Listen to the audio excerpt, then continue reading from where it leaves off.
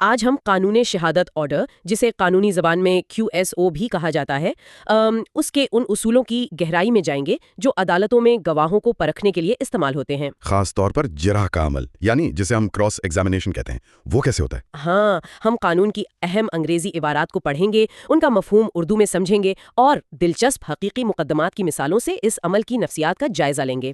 یہاں ایک دلچسپ بات یہ ہے کہ عدالت میں ہونے والی جرح محض سوال پوچھنے یا معلومات اکٹھی کرنے کا نام نہیں ہے۔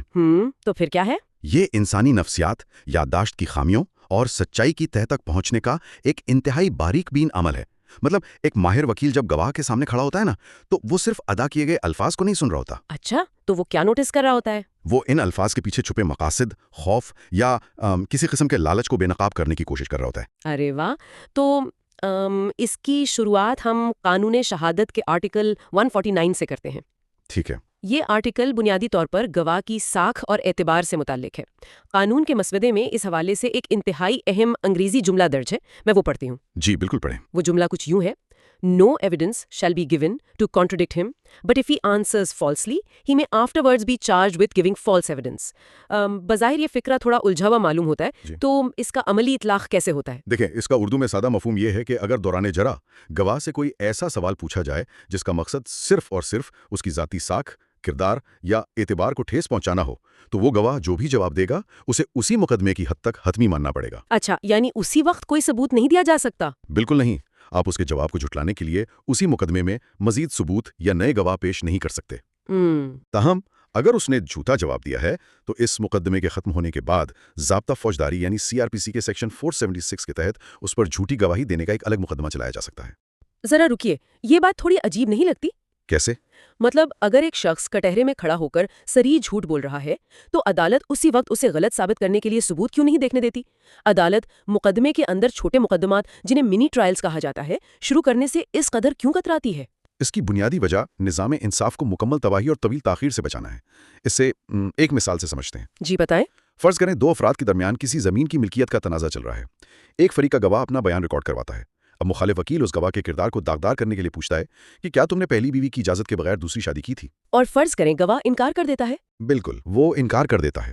اب اگر عدالت اس وکیل کو یہ اجازت دے دے کہ وہ اس گواہ کو جھوٹا ثابت کرنے کے لیے اس کی پہلی بیوی، نکاح خواہ اور یونین کونسل کا ریکارڈ عدالت میں لائے، تو بتائیں کیا ہوگا؟ اصل زمین کا مقدمہ تو وہیں رک جائے گا نا؟ بالکل، ایک نیا خاندانی تنازع کا ٹرائل شروع ہو جائے گا جو سالوں چل سکتا ہے۔ قانون اسی الجھاؤ سے بچنے کے لیے کہتا ہے کہ مرکزی کیس کو مکمل ہونے دیں، کردار پر بولے گئے جھوٹ کا حساب بعد میں الگ سے لیا جائے گا۔ صحیح، اب سمجھ آیا۔ یہ تو واقعی ایک عملی مجبوری لگتی ہے۔ تاہم ہمارے ذرائع کے مطابق اس اصول کے دو واضح استثناء یعنی ایکسیپشنز بھی موجود ہیں جہاں وکیل اسی وقت ثبوت پیش کر سکتا ہے۔ ہاں، درست فرمایا۔ قانون دو صورتوں میں فوری ثبوت پیش کرنے کی اجازت دیتا ہے۔ وہ کون سی ہیں؟ پہلی صورت یہ ہے کہ اگر گواہ اپنی کسی پچھلی سزا یا کرمنل ریکارڈ کو چھپانے کی کوشش کرے، اور دوسری صورت یہ ہے کہ وہ اپنی جانبداری یعنی کسی فریق کے ساتھ اپنے تعلق یا تعصب سے صاف انکار کر دے۔ یعنی اگر وہ ان دو باتوں پر جھوٹ بولتا ہے تو مخالف فریق اسی مقدمے میں اس کے خلاف دستاویزی یا زبانی ثبوت لا سکتا ہے۔ بالکل لا سکتا ہے۔ جانبداری کی بات ہو تو عدالتوں میں اکثر آزاد گواہ یعنی انڈیپینڈنٹ وٹنس کی اصطلاح سننے کو ملتی ہے۔ ہاں، یہ بہت عام ہے۔ میں سوچ رہی تھی کہ اسے یوں سمجھا جا سکتا ہے کہ عدالت میں پیش ہونے والے لگ بھگ ہر گواہ کے ساتھ ایک غیر مرئی ڈور، ایک ایسا دھاگا بندھا ہوتا ہے جو اسے کسی نہ کسی فریق کے ساتھ جوڑ رہا ہوتا ہے۔ کیا خوبصورت تشبیہ دی ہے آپ نے۔ ہے نا؟ مطلب وہ ڈور رشتے باری کی ہو سکتی ہے، کاروباری مفاد کی ہو سکتی ہے، یا حتیٰ کہ پرانی دشمنی کی بھی ہو سکتی ہے۔ حقیقت بھی یہی ہے۔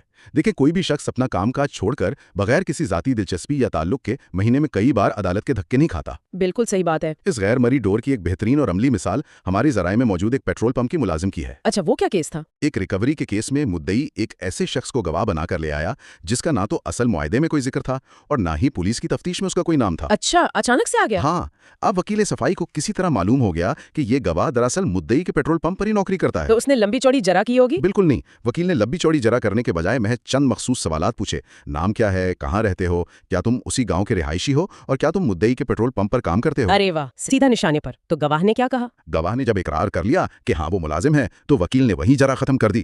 میں 6 سوالوں نے یہ ثابت کر دیا کہ یہ ایک جانبدار، گھڑا ہوا اور تیار کردہ گواہ ہے۔ اس کی غیر مرئی ڈور واضح ہو گئی۔ کمال ہے۔ اور تعصب ثابت کرنے کی ایک اور شاندار مثال اس افغان بچے کی بھی ہے جس پر تھانہ خرال میں چوری کے 7 مقدمات ایک ساتھ درج کر دیے گئے تھے۔ ہاں، وہ بہت ہی دلچسپ دلچسپ واقعہ تھا۔ جب تفتیشی افسر، جسے عام زبان میں آیو کہا جاتا ہے، کٹہرے میں آیا تو وکیل نے اس سے کوئی الجھا ہوا قانونی سوال نہیں کیا، اس نے محض 2 نفسیاتی سوال کیے۔ بالکل۔ پہلا یہ کہ کیا اسلام آباد میں ہونے والی ڈکیتیوں میں زیادہ تر افغان ملوث ہوتے ہیں؟ آیو نے جواب دیا ہاں۔ پھر وکیل نے پوچھا کہ کیا آپ کے خیال میں تمام افغانوں کو یہاں سے نکال دینا چاہیے؟ آیو نے اس کا بھی اس بات میں جواب دیا۔ دیکھیں نا، ان 2 سادہ سوالوں نے بغیر کسی اضافی دستاویز کے ثابت کر دیا کہ تفتیشی افسر کے ذہن میں ایک خاص طبقے کے خلاف کتنا گہرا تعصب موجود ہے اور اس کی تحقیق ہرگز غیر جانبدار نہیں ہو سکتی۔ یہی تو یہ مثال واضح کرتی ہے کہ جانبداری یا تعصب ثابت کرنے کے لیے ہمیشہ بڑی فائلوں یا دستاویزی شہادت کی ضرورت نہیں ہوتی، بالکل، بلکہ صحیح وقت پر صحیح سوال پوچھنے کا فن زیادہ کارگر ہوتا ہے۔ خیر یہ تو تب کی بات ہے نا جب مخالف فریق کا گواہ سامنے ہو، لیکن ذرا اس منظرنامے پر غور کریں۔ ایک فریق نے اپنا گواہ بلایا ہے، اسے اس پر پورا بھروسہ ہے، لیکن کٹہرے میں کھڑے ہو کر وہ گواہ اچانک اپنے ہی بلانے والے کے خلاف بیان دینا شروع کر دے۔ یہ تو بہت بڑا دھچکا ہوتا ہے۔ مطلب یہ تو بالکل ایسا ہے جیسے فٹ بال کے میدان میں آپ کا اپنا مایا ناز فارورڈ کھلاڑی جس سے آپ کو گول کی امید تھی، وہ اچانک گھومے اور اپنی ہی ٹیم کے خلاف گول کر دے۔ بالکل صحیح کہا۔ تو ایسی صورتحال میں قانون کیا راستہ دکھاتا ہے؟ یہ قانونی تاریخ کی پیچیدہ ترین صورتحال سمجھی جاتی ہے، جیسے نمٹنے کے لیے قانون شہادت کا آرٹیکل 150 موجود ہے۔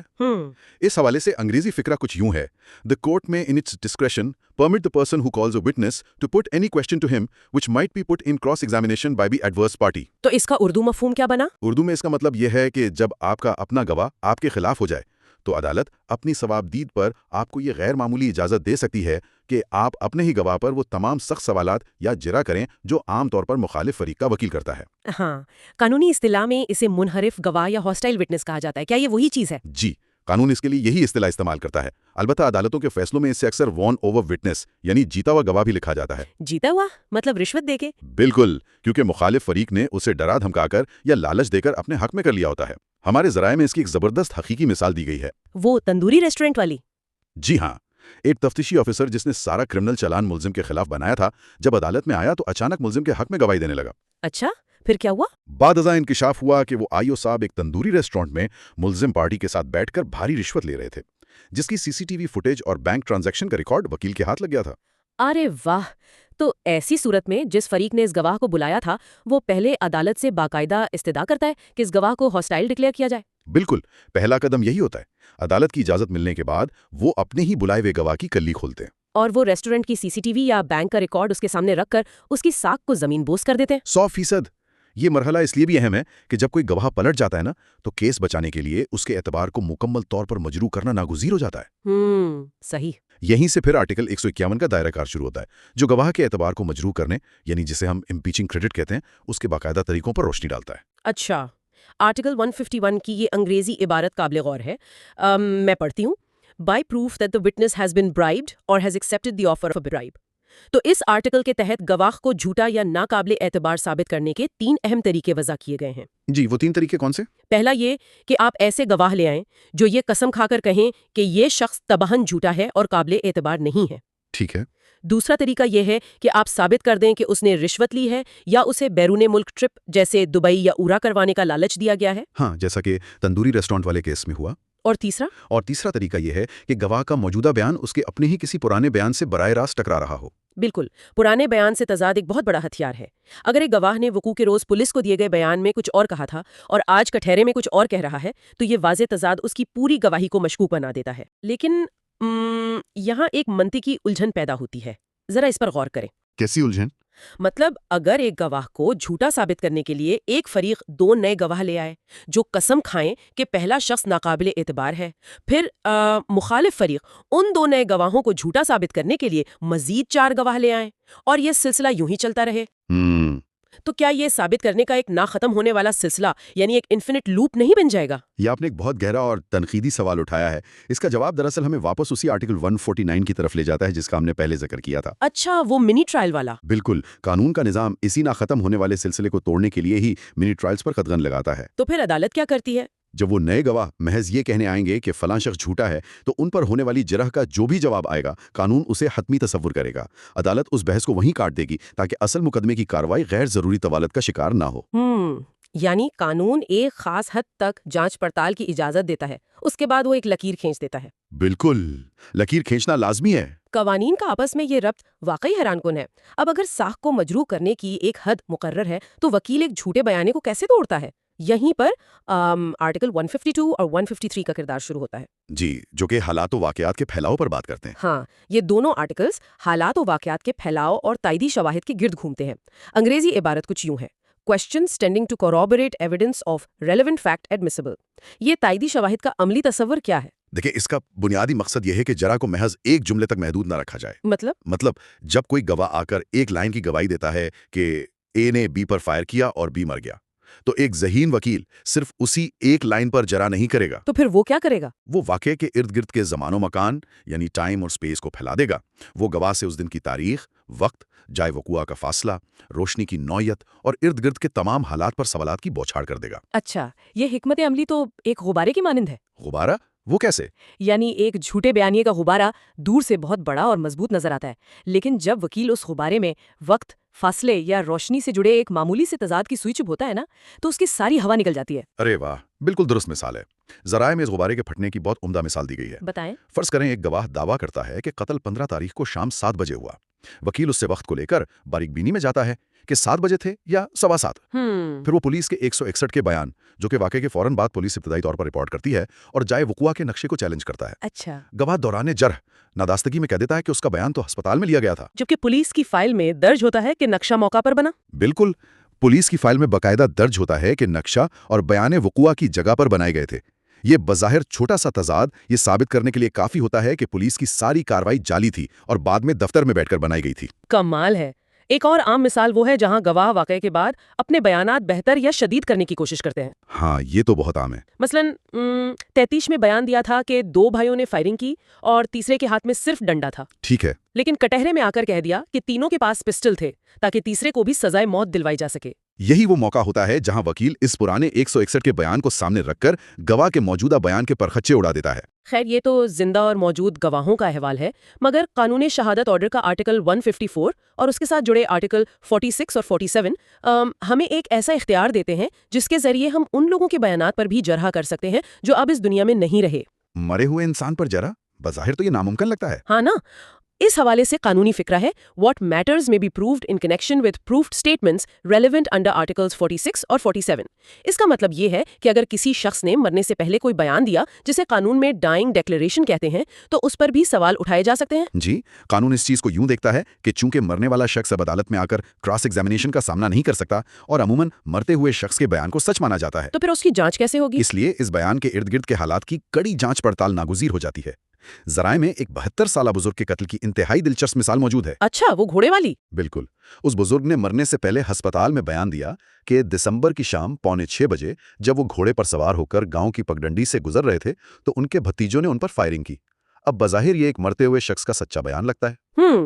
لیکن جب وکیل صفائی نے اس بیان کا پوسٹ مارٹم کیا تو حقائق کچھ اور ہی نکلے۔ جی بالکل۔ وکیل نے میڈیکل ریکارڈ سے ثابت کیا کہ وقوعے سے محض 6 ماہ پہلے بزرگ گھوڑے سے گرے تھے اور ان کی ٹانگ کی ہڈی ٹوٹی ہوئی تھی، لہٰذا ان کا گھوڑے پر سوار ہونا طبی لحاظ سے ناممکن تھا۔ ایک دم درست۔ دوسری بات، ان کی عمر 72 سال تھی، وہ موٹے شیشوں والی اینک پہنتے تھے جس کا مطلب ہے کہ نظر انتہائی کمزور تھی، اور سب سے اہم نقطہ جس نے پورے کیس کا رخ موڑ دیا وہ یہ تھا کہ دسمبر کی شام 5:45 بجے گاؤں میں گھپ اندھیرا ہوتا ہے۔ تو دیکھیں نا، ان تمام حقائق یعنی ٹوٹی ہوئی ٹانگ، کمزور بینائی اور اندھیرے نے مل کر یہ ثابت کر دیا کہ اس بزرگ نے خاندانی اور زمینی دشمنی کی بھیٹ چڑھ کر مرتے وقت بھی جھوٹ بولا اور اپنے بھتیجوں کو پھنسانے کی کوشش کی۔ ارے واہ! وکیل نے مرے ہوئے شخص کی دی گئی گواہی کو بھی حالات و واقعات کی منطق سے زمین بوس کر دیا۔ یہ تمام اصول، شکیں اور مثالیں سن کر ایک بات تو واضح ہوتی ہے کہ قانون کی یہ کتابیں اس وقت تک بے جان ہیں جب تک کوئی وکیل انہیں مہارت سے استعمال کرنا نہ جانتا ہو۔ بے شک۔ اور یہیں پر وکالت کے جدید ہتھ کنڈے، تجربہ اور انسانی نفسیات کا کھیل شروع ہوتا ہے۔ ارونگ ینگر، جو کہ کراس ایگزامینیشن کے ایک بہت بڑے استاد مانے جاتے ہیں، ان کے پیش کردہ 9 پجن ہولز اور 10 کمانڈمنٹس کے اصول اسی فن کی نشاندہی کرتے ہیں۔ ارونگ ینگر کی یہ 10 احکامات دراصل جرح کی نفسیات کو سمجھنے کا نچوڑ ہیں۔ ان میں کیا شامل ہیں؟ ان اصولوں میں واضح ہدایات شامل ہیں، جیسے مختصر رہیں، کبھی گواہ سے بحث مت کریں، اور سب سے اہم اصول یہ کہ کبھی وہ سوال مت پوچھیں جس کا جواب آپ کو پہلے سے معلوم نہ ہو۔ جرح محض چیخنے چلانے کا نام نہیں ہے، یہ ایک بساط بچھانے کا آرٹ ہے۔ اس ذرائع میں ایک بہت ہی دلچسپ واقعہ شامل ہے جہاں ایک وکیل نے ایک انتہائی تیار شدہ اور ہوشیار گواہ پر جرح کرنے سے مسلسل 2.5 سال تک گریز کیا۔ 2.5 سال؟ وہ کیوں؟ क्योंकि वकील जानता था कि ये गवाह इतना रट्टा लगा कर आया है कि कोई भी रिवायती और जारहाना तरीका इस पर कारगर नहीं होगा। तो फिर उस वकील ने इस डेडलॉक को कैसे तोड़ा? उसने नफसियाती दांव खेला।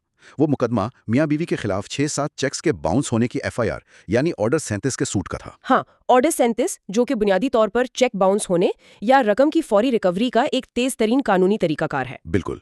तो वकील ने कटहरे में खड़े इस तैयारशुदा गवाह पर सख्ती करने या उलझने के बजाय अपनी हिकमत अमली बिल्कुल तब्दील कर ली। क्या किया उसने? उसने इंतहाई नरमी, शफकत और धीमे लहजे में सवालात पूछने शुरू कर दिए। गवाह, जो एक सख्तगीर वकील का मुकाबला करने और दिफाई अंदाज अपनाने के लिए जहनी तौर पर तैयार होकर आया था, वो इस गैर मुतवक्के नरमी के सामने पिघल गया और रवानी में अपने ही खिलाफ और वकील के हक में सच उगलता चला गया। क्या वाकई ये वाकया जाहिर करता है कि बाज़ औक़ात नरमी और धीमापन वो दीवार गिरा देता है जिसे गुस्सा और जारियत नहीं तोड़ सकती।